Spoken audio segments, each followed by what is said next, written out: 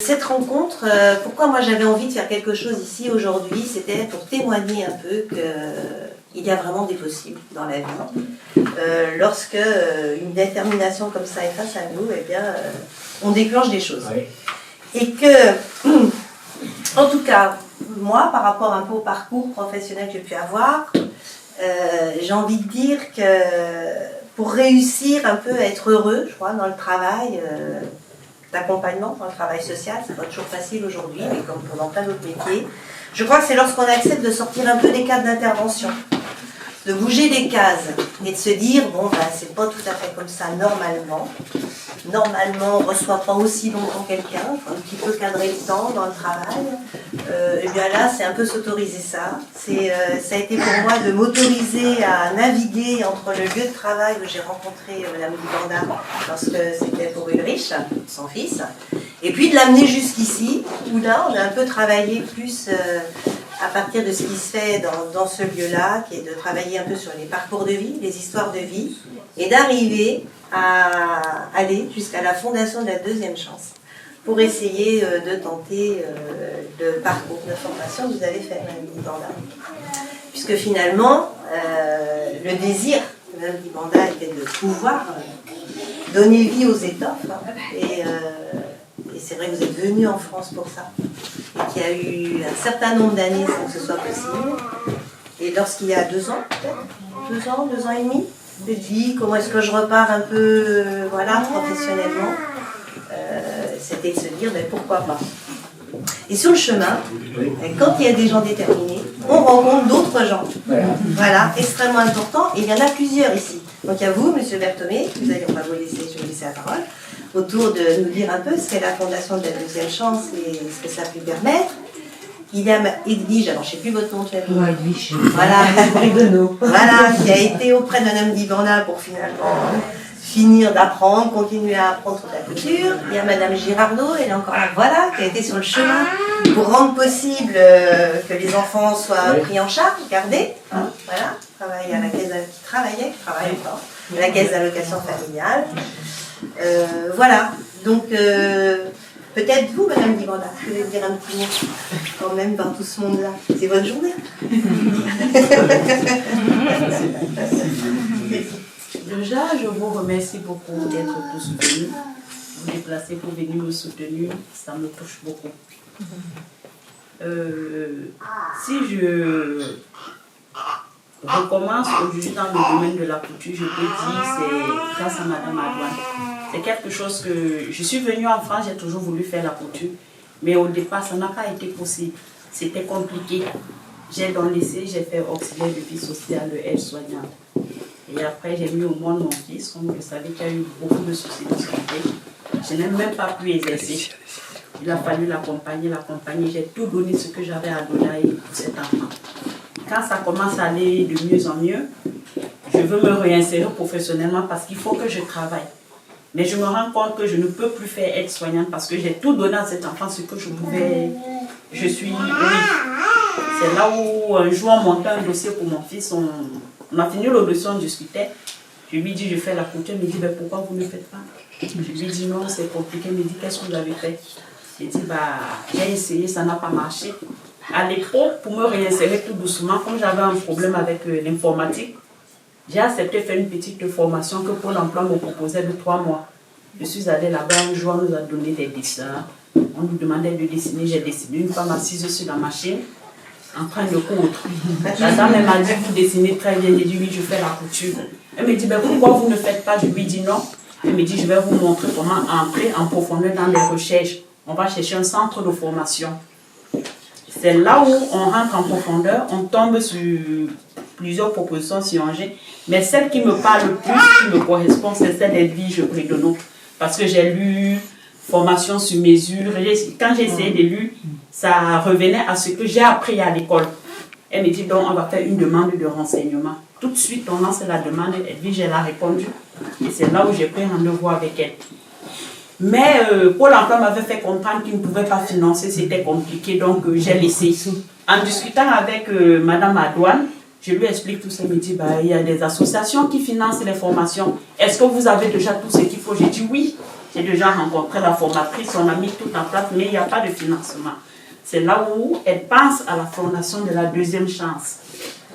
On monte dans le dossier et puis on fait une demande qui a été acceptée.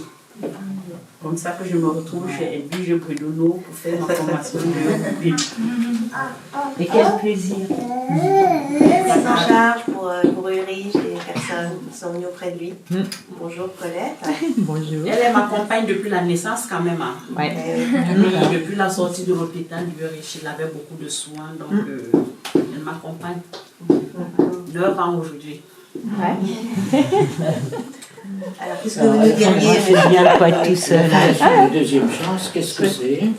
C'est une fondation qui est alimentée par des grandes entreprises qui servent de fondement pour aider les gens qui ont eu des problèmes dans la vie.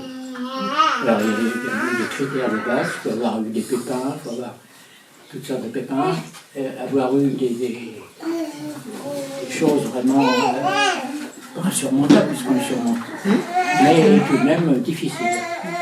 Et l'étude est faite, c'est une fondation bénévole, et pour l'ensemble de la France, il n'y a que 6 ou 7 administrateurs, en fait, et la répartition est faite dans les régions.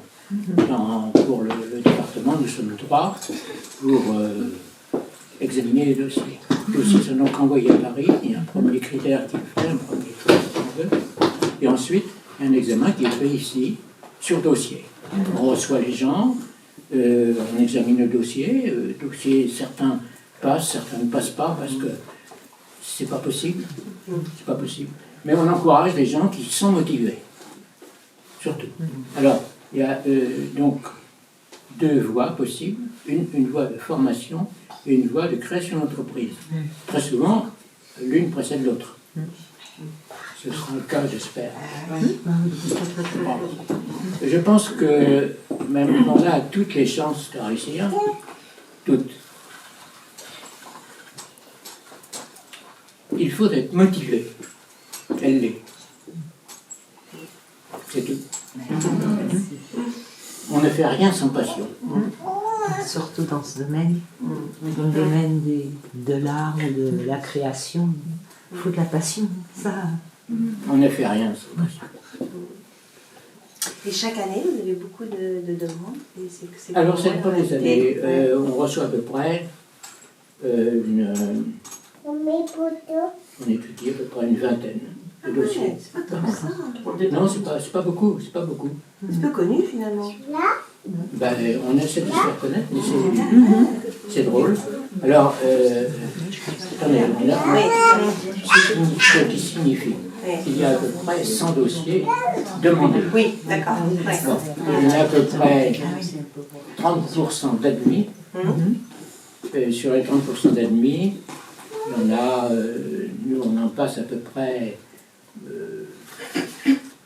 80% des 30%. D'accord. Alors là-dedans, il y a à peu près moitié formation, moitié entreprise.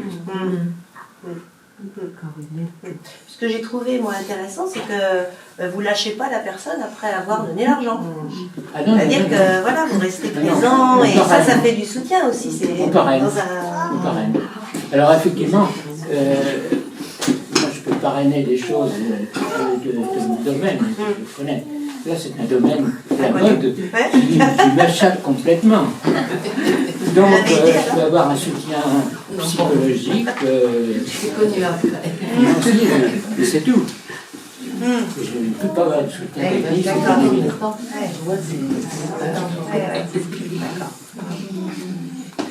Gérardo, vous voulez dire un petit mot finalement? Vous avez aussi eu un petit mandat sur votre projet. Sur une recherche de financement pour les frais de garde qu'il fallait assurer vis-à-vis de votre fils. Et c'était aussi un petit peu compliqué à trouver. Il a fallu user de beaucoup de persuasion pour convaincre notamment au niveau de la CAF de l'utilité et de l'usage aussi. C'est le Conseil général qui a aussi un petit peu financé les meubles de garde, c'est vrai que c'est toujours un peu compliqué hein, de trouver un montage financier complet, parce que vous avez quand même aussi dû, vous aussi, participer, et c'était lourd dans votre budget.